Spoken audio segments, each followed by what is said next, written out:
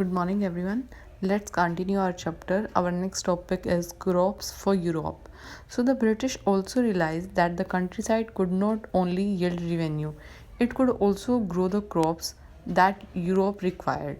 So, by the late 18th century, the company was trying its best to expand the cultivation of opium and indigo. So, in the century and a half that followed, the British persuaded or forced cultivators in various parts of India to produce other crops like jute in Bengal, tea in Assam, sugarcane in the Provinces now, which is Uttar Pradesh, wheat in Punjab, cotton in Maharashtra and Punjab, rice in Madras. So they forced to the cultivators, to the farmer, that they have to grow this crop only in the different areas. So how was this done? The British used a variety of methods to expand the cultivation of crops that they needed.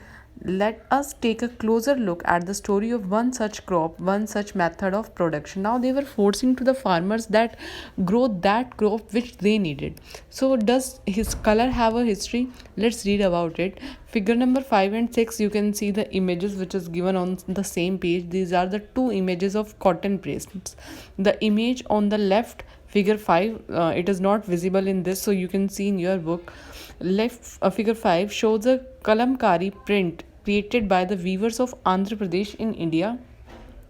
On the right side, it is a floral cotton print designed and produced by the William Morris, a famous poet and artist of 19th century Britain.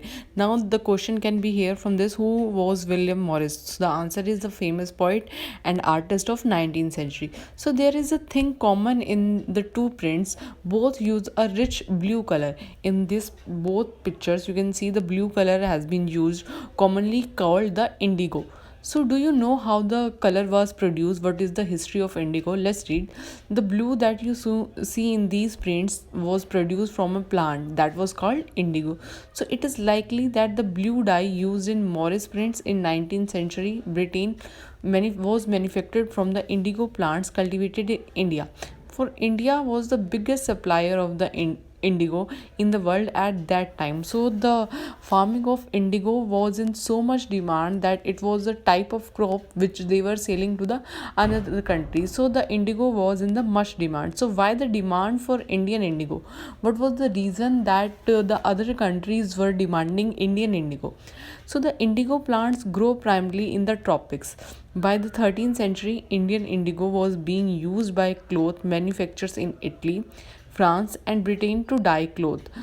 So, however, only small amounts of Indian indigo reached the European market and its price was very high.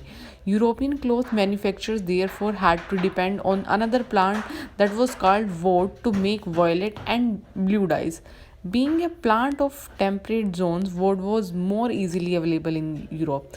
So it was grown in the northern Italy, southern France, and in the Paris of Germany and Britain. Worried by the competition from indigo, wood producers in Europe pressurized their governments to ban the import of indigo because the indigo was given much important and the quality of indigo was very good in the comparison of wood. So people was preferring to choose indigo in the comparison of wood. So they thought that if the indigo will be liked by people, so it would be not demanded, wood would not be demanded, so they will not get the profit. Only they have to purchase indigo from the Indians and the profit would be there.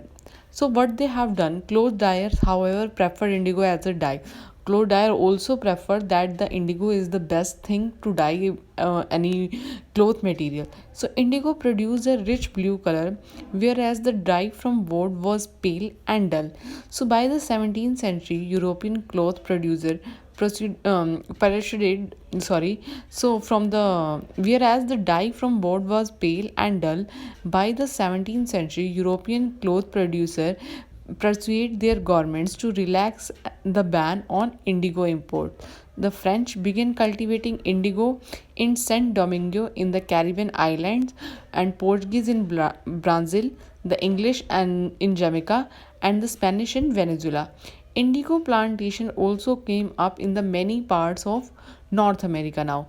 But by the end of 18th century, the demand for Indian indigo grew further. Britain began to industrialize, and its cotton production expanded dramatically, creating an enormous new demand for cloth dyes.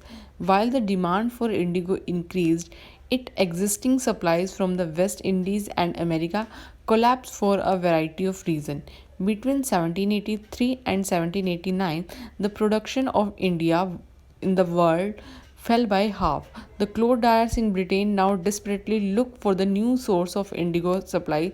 From where could this indigo be produced? So now this all was the story about the indigo, that how why it was in much demand, and what was the reason that it has a competition with the, and what was the reason for its quality. So this is all about that.